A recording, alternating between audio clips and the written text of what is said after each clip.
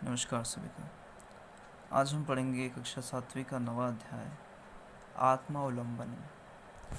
आत्मावलंबन का तात्पर्य होता है सेल्फ डिफेंस, स्वयं से कुछ करना। इसमें संख्याओं का प्रयोग दिया गया है और छठी कक्षा से हमने संख्याओं को पढ़ा है, जाना है कि पुल्लिंग, स्त्रीलिंग और नपुंसक के लिए कौन कौन सी संख्याएं 5 संख्याओं तक चलाई जाती हैं। 5 से पुल्लिंग, स्त्रीलिंग और नपुंसक के लिए एक जैसी संख्याओं का ही प्रयोग होता है। तो देखेंगे, संख्याओं का प्रयोग विशेषण के रूप में होता है। जो किसी की विशेषता बताता है उसे विशेषण कहते हैं। विशेष्य के लिंग, विभक्ति और वचन के अनुसार ही संख्यावाची शब्दों का लिंग, विभक्ति और वचन होते हैं। 1 से 4 तक की संख्याओं के तीनों लिंगों के रूप भिन्न भिन्न होते हैं तथा 5 के आगे की संख्याओं के लिंग समान होते हैं। कुछ उदाहरणों के द्वारा नीचे समझाया गया है।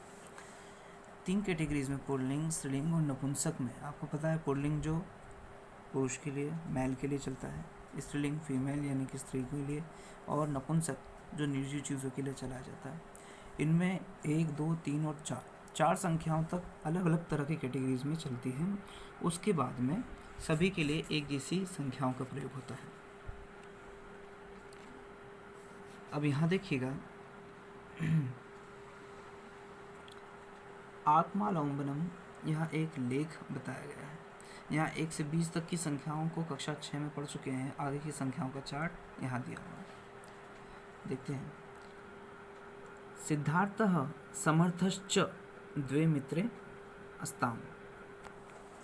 सिद्धार्थ और समर्थ 2 मित्र थे। सिद्धार्थस्य पिता सामान्य अध्यापक आसीत्, परंतु समर्थस्य पिता रत्न व्यापारी आसीत्। सिद्धार्थ के पिता एक अध्यापक थे, लेकिन समर्थ के पिता रत्नों के व्यापारी, जिसे जौहरी कहा जाता है। तस्य गृहं विशालम आधुनिके च सर्वविधे सुख साधने संपन्नम आसीत्। उसका घर, किसका? समर्थ का घर जो था वह एक विशाल था और आधुनिक सर्व सुविधाओं से संपन्न था। तस्मिन् भवने द्वाविंशत्रिषु प्रकोष्ठेषु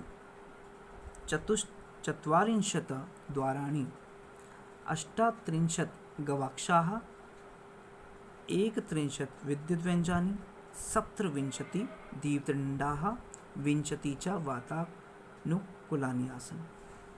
अब उसके घर में द्वाविंशत्रिषु प्रकोष्ठेषु, उसके घर के द्वाविंशतिषु 22 कमरों के अंदर, प्रकोष्ठ मतलब कमरा होता है, 44 द्वार, 44 दरवाजे, 38 गवाक्षाः, 38 खिड़कियाँ, 31 पंखे विद्युद्व्यञ्जनानि, 27 ट्यूबलाइट, 20 च वातानुकूलनानि और 20 एसी है, एयर कंडीशनर्स। गृह से समीपे एकम उपवनम आसीत्। घर के पास ही एक बगीचा भी है था। तस्मिन् उपवने 28 अशोक वृक्षाः, 18। उस उपवन में 18 अशोक के पेड़ थे। 35 च पादपाः, 35 पौधे थे। गृहे 15 सेवका अहर्निशं सेवाकार्यम् अकुर्वन्, और घर में 15 सेवक दिन रात कार्य करते थे।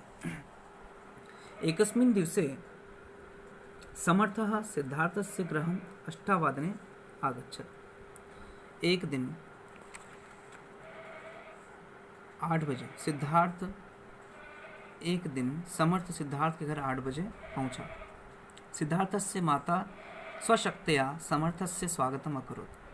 सिद्धार्थ की माता ने स्वयं ही आकर उसका स्वागत किया।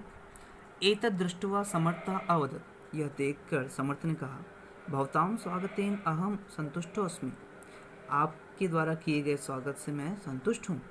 परंतु मित्र, अहम पश्यामि भवतां गृहे कोऽपि भृत्य नास्ति, भवतां बहु कष्टं जातम्। लेकिन मित्र, यहाँ मैं देख रहा हूँ कि तुम्हारे घर में तो कोई भी नौकर नहीं है, तो तुम्हें तो बहुत परेशानी होती होगी। तदा सिद्धार्थ अवदत्। सिद्धार्थ कहता है, मित्र मम गृहे अपि 8 कर्मकारा सन्ति। मेरे घर में 8 कर्मचारी हैं। 2 पादौ 2 हस्तौ 2 नेत्रे 2 कर्णौ इति।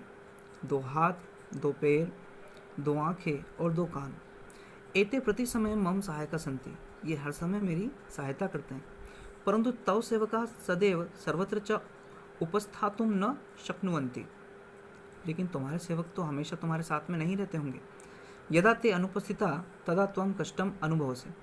जब वे नहीं रहते या अनुपस्थित रहते हैं तब तो तुम्हें परेशानी होती होगी। आत्मावलंबेन तु सदा सुखमयो जीवनम भवति।